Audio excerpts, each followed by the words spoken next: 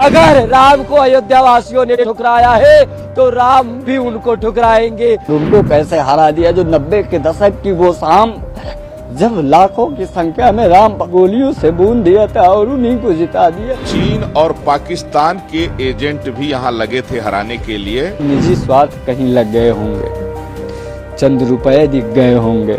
ये अयोध्यावासी भगवान के नहीं हुए तो योगी मोदी के क्या होंगे। भाजपा के राष्ट्रीय अध्यक्ष ने कह दिया था कि आरएसएस की जरूरत अटल जी के समय थी, अब हम बहुत मजबूत हैं। एक दलित को यहाँ से जो है जनप्रतिनिधि बनाया, इसलिए कि उसको पता था कि जो यादव वोट है, मुस्लिम वोट है, उसको मिल ही जाएगा।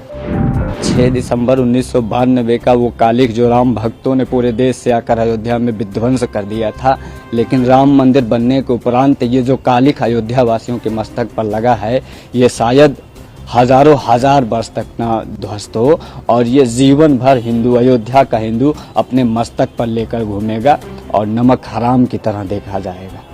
जिसने राम मंदिर को बनवाया उसी को अयोध्या वासियों ने हरा देने का काम किया है।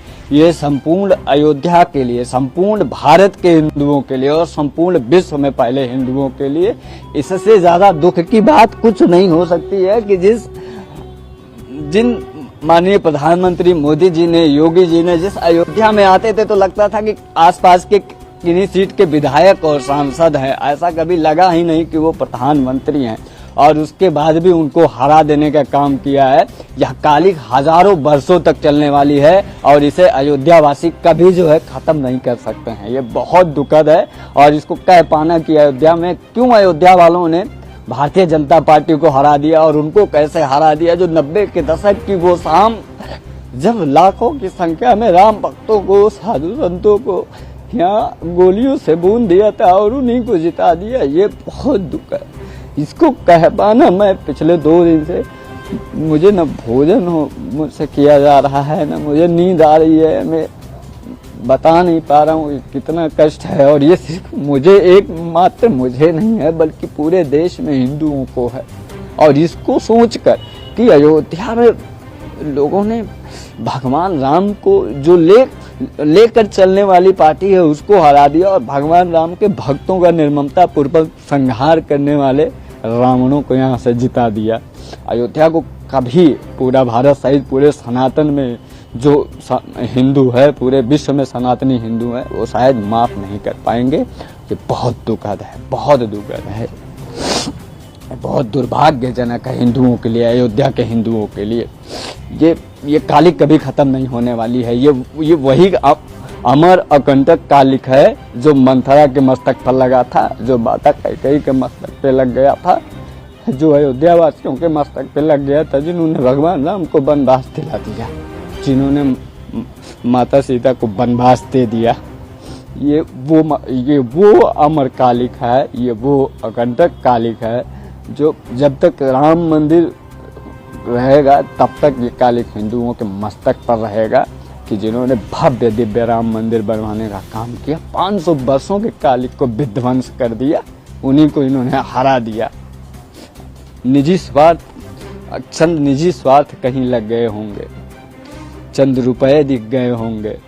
जिन्होंने यह कहा कि संविधान बदल देगी भारतीय जनता पार्टी, जिस संविधान की बदौलत हमारे प्रभु श्री राम लला भव्य रूप से विराजमान हुए, कुछ जुमलेबाज पार्टियों ने उसी संविधान को ही दांव पे लगा दिया अपनी राजनीति के चक्कर पे और उन्होंने पूरे देश में ये कहा कि संविधान बदल देगी भारतीय जनता पार्टी। इससे ज्यादा दुखद और क्या होगा। संविधान बदलने की किसी में क्षमता नहीं। मैं बहुत दुखी हूँ और लगभग 5 लाख वोट जो है तो भाजपा प्रत्याशी लल्लू सिंह को मिला।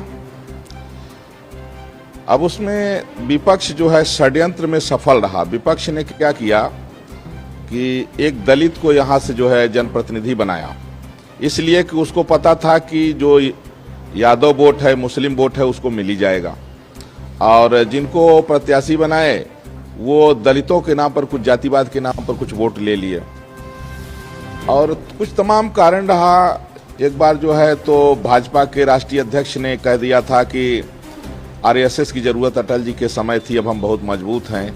तो हिंदू संगठनों की उपेक्षा भी इसमें कारण रहा और दूसरा एक जो बड़ा कारण था अयोध्या की सीट हारने का, तो चीन और पाकिस्तान के एजेंट भी यहां लगे थे हराने के लिए, क्योंकि वो देख रहे थे कि भारतीय जनता पार्टी जो है उसका जो राजनीति का केंद्र है वो राम मंदिर है। तो चीन और पाकिस्तान के एजेंट यहां रात रात घूम करके और वो जो है यहाँ पैसा भी काफी बांटे हैं, तो वो दलितों को और ओबीसी को जो है तो समझाने में और खरीदने में कामयाब रहे। हालांकि हम लोग शर्मिंदा हैं और जो राम भक्तों के ऊपर गोली चलाया उसका प्रत्याशी जीत गया, जिसने राम मंदिर बनाया उसका प्रत्याशी हार गया।